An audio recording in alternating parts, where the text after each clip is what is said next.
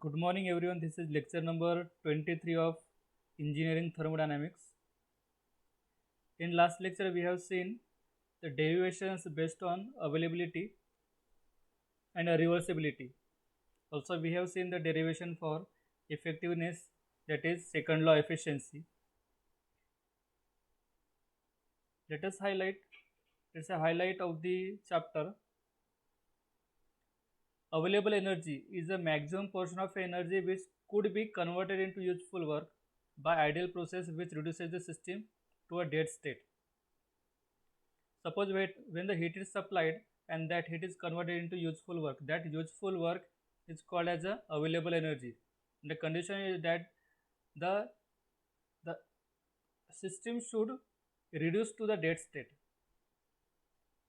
The theoretical maximum amount of work which can be obtained from a system at any state P1 T1 when the operating with a reservoir at a constant pressure and temperature, that is P0 T0, is called as availability.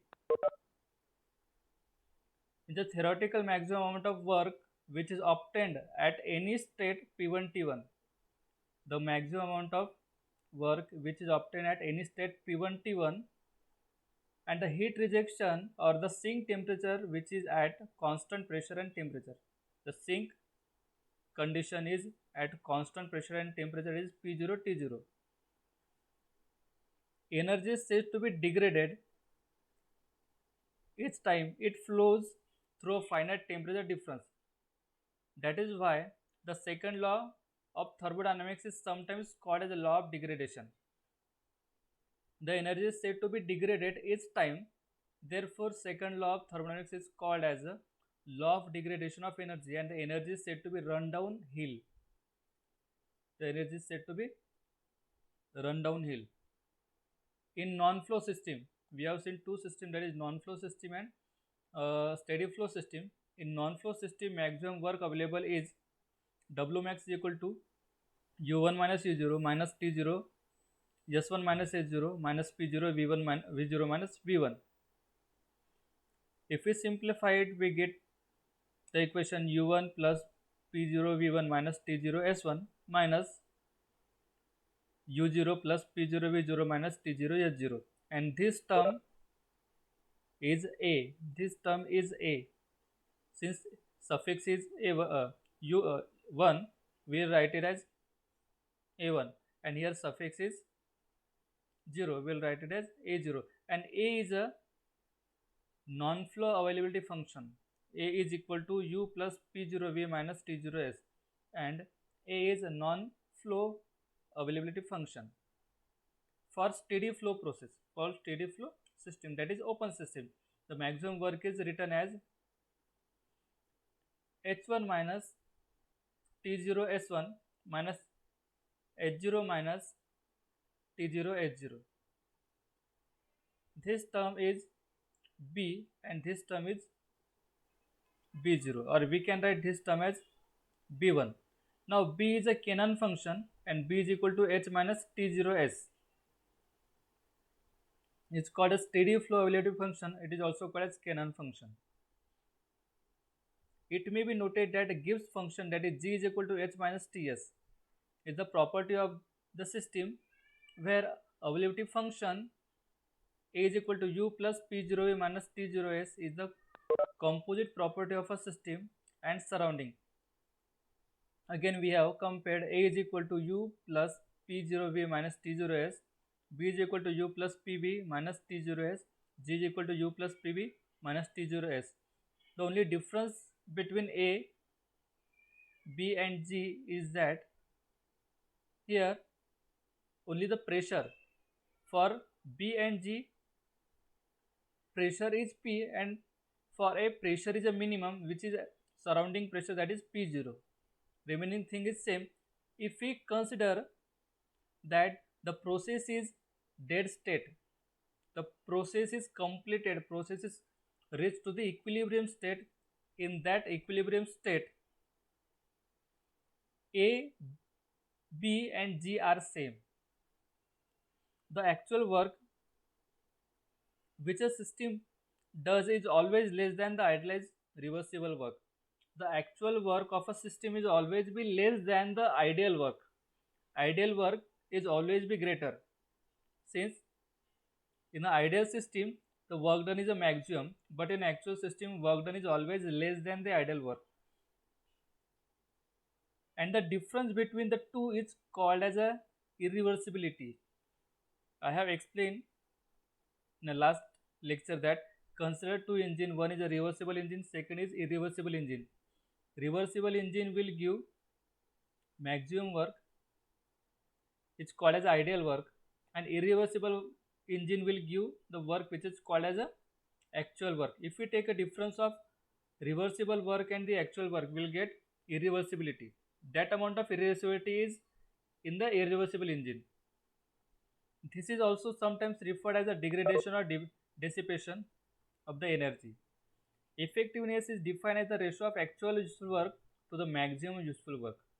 Effectiveness is defined as actual useful work to the maximum useful work, or we can say actual work upon reversible work. Now the list of formulae: change in entropy. We have already seen this formula, change in entropy, in entropy chapter. Delta S represents the change in entropy. Change in entropy is equal to delta Q by T. This delta represents the difference and this delta represents the inexact differential. Now other formula for entropy are, with respect to different processes. In general, the formula for entropy are in term of temperature and volume. Cv log base 2 is a natural log. Log base 2e is a natural log, therefore I will call it as ln. Cv ln T2 by T1 plus R ln V2 by V1 in term of temperature and volume. In term of pressure and volume, Cv ln P2 by P1 plus Cv ln V2 by V1. In term of temperature and pressure, Cp ln T2 by T1 minus R ln P2 by P1. Look at the first formula and second formula. In first formula, in second term is related with volume, therefore here it is a Cv. In third formula, it is related to the pressure, therefore here it is a Cp. Now V2 by V1 is equal to P1 by P2. Therefore we can replace this term as a P1 by P2, but P1 by P2 is a reciprocal of P2 by P1, and since if we take a reciprocal, the power will be the minus. Power will be minus, and the log of power minus is equal to minus R log P2 by P1. Now for constant volume process, for constant volume, the entropy is Cv ln T2 by T1. Since it is a constant volume, specific it will be at constant volume Cv. For constant pressure process, change in entropy or the entropy Cp ln T2 by T1. For isothermal process, R ln V2 by V1. For adiabatic process, change in entropy is 0. For polytropic process, Cv n minus gamma upon n minus 1 ln T2 by T1. These are the specific entropy or change in specific entropy. Whenever we want to calculate total entropy, we have to multiply it with a m. Now available energy, formula for available energy is mCp integration T0 to T in bracket 1 minus T0 upon T into dt. Now dt into mCp into dt is Q. mCp into dt is Q, and 1 minus T0 upon T, this is the efficiency, this is the maximum efficiency. Maximum efficiency multiplied by Q, we get a work done. Suppose efficiency of the engine is 90% and heat is supplied is a 10 kilowatt. Heat is supplied is equal to 10 joule or 10 kilowatt, and the efficiency is 90%. 10 into 90% is 9. That is work done is equal to 9. and work done is the available energy. The formula is written in the integration form. Since I have I told that Cp into dt is a Q. If we multiply with a Q, we will get dQ1 minus T0 by T1 into dQ1, that is available energy. Unavailable energy, that is heat rejected. Heat rejected is the unavailable part of energy. Heat rejected is equal to heat supplied minus work done. Whatever heat is supplied, that heat is utilized in a two-way.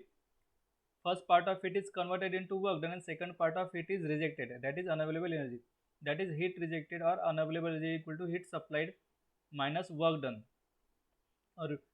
and that heat rejected to the atmosphere, therefore unavailable energy is equal to T0 into change in entropy, that is SL minus SM. L2M is a process. If you take this process as 1 to 0, then it will be H1 minus H0. Then decrease in available energy is equal to T S2 minus S1. S2 minus S1 is a process, or we can write T into delta S. Efficiency of reversible heat engine. Reversible heat engine gives the maximum efficiency when the dead state temperature or the heat supplied at a atmospheric temperature or the surrounding temperature. Therefore, maximum efficiency equal to 1 minus T0 upon T1. Irreversibility. What is irreversibility? We have seen the definition of irreversibility. The difference between maximum work and the actual work, or the difference between reversible work and the actual work, is called as a irreversibility, or in other form, irreversibility is given as T0 change in entropy of system plus change in entropy of surrounding. Effectiveness. The reversible work upon actual work, this is for surrounding and this is for system. Useful work upon maximum work, this is for system and this is for surrounding.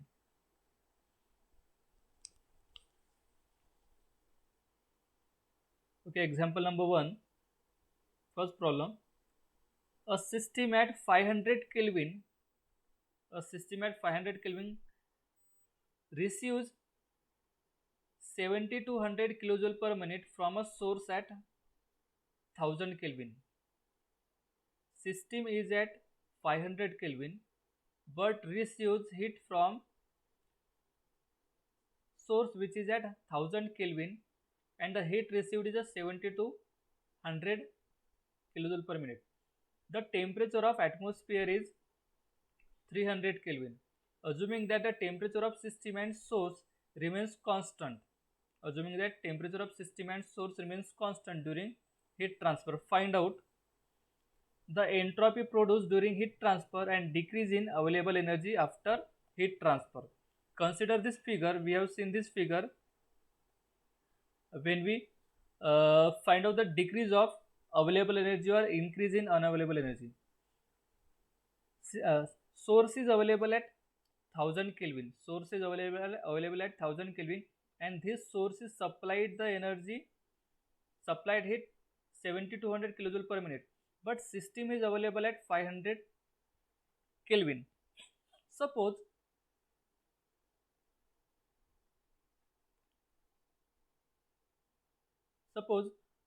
source is supplying heat at 1000 Kelvin, and heat supplied will be equal to temperature into change in entropy. Therefore, this is supposed to be the heat supplied. T1, that is 1000 Kelvin into delta S of source. This should be the heat supplied. But system is absorbing that heat at temperature 500 Kelvin. Heat supplied by this source is 70 to 100 kilojoule per minute, and heat taken by system is same 70 to 100 kilojoule per minute. Therefore, the change in entropy will be greater because temperature is decreasing. Heat supplied by the source and heat absorbed by the system is same. Therefore, to maintain the same heat, the product of temperature and change in entropy should be same. As the temperature is decreasing, the entropy should increase. Entropy should increase. Therefore, when we take a difference of this source and this system, this term is a decrease in available energy or increase in unavailable energy. We have to calculate this part. Temperature of source is 1000 Kelvin, temperature of system 500 Kelvin, and temperature of atmosphere, that is 300 Kelvin, and heat is rejected at atmospheric temperature. Heat received by the system Q. Heat received by the system Q is 7200 kilojoule per minute. Net change in entropy of a source. Change of entropy of a source. We have to calculate net change in entropy. That is, first we will calculate change in entropy of a source. Source is supplied heat at 7200 kilojoule per. Source is supplying heat 7200 kilojoule per minute at temperature 1000 Kelvin. Now source is rejecting heat, therefore we are taking it a minus. So the heat is removing from the source or heat is supplied from the source. Therefore we are taking it as a negative. Therefore minus Q by T, it is a entropy. Q by T is a entropy. Minus Q by T1. T1 is a source temperature. Minus 7200 upon 1000, that is minus 7.2 kilojoule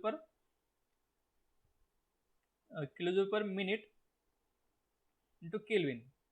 Kilojoule per minute Kelvin. Now change in entropy of a system.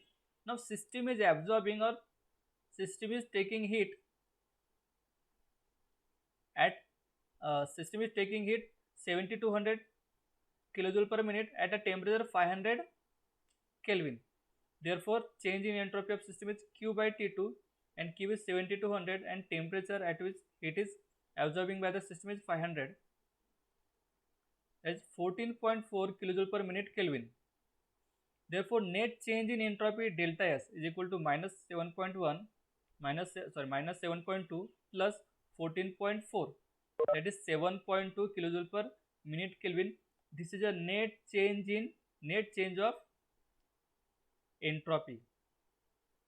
Now second we have to calculate available energy, and available energy of the system is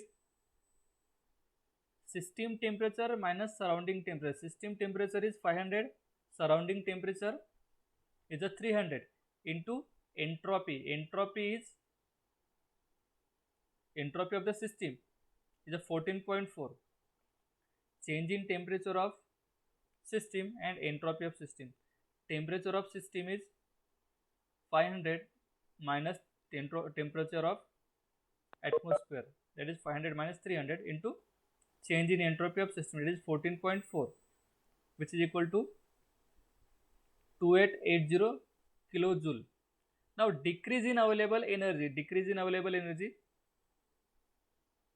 that is this part, decrease in available energy, or we can say heat rejected to the atmosphere. T0 S2 minus S1. T0 is the atmospheric temperature, that is 300 Kelvin, and S2 minus S1 is a delta S, that is 7.2 kilojoule per minute Kelvin. Therefore 300 into 7.2 is equal to 2160 kilojoule is a decrease in available energy.